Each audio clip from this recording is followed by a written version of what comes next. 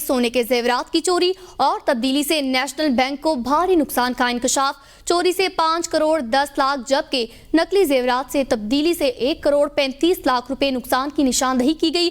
दस्तावेज के मुताबिक गिरवी रखे गए सोने के जेवरात के 167 थैलों में से 62 थैले चोरी हुए। चोरी होने वाले सोने की मार्केट कीमत तकरीबन 5 करोड़ 10 लाख रुपए बनती थी। इंतजामिया की जानिब से मुजरिम के खिलाफ FIR दर्ज करवाई गई। मुजरिम से सिर्फ 7,86,000 रुपए बरामद किए गए हैं। दस्तावेज से साबित होता है सियालकोट की एक ब्रांच में सोने के जेवरात को नकली सोने से बदल दिया गया।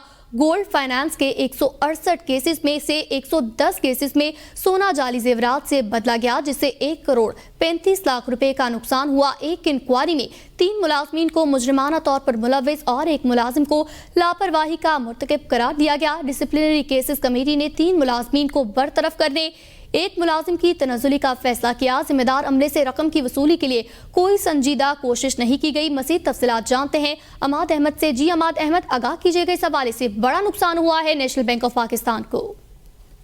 जी बिल्कुल, APN न्यूज को मौसूल ऑडिट दस्तावेज मुताबिक नेशनल बैंक के साल 2012 से 20 के ऑडिट के दौरान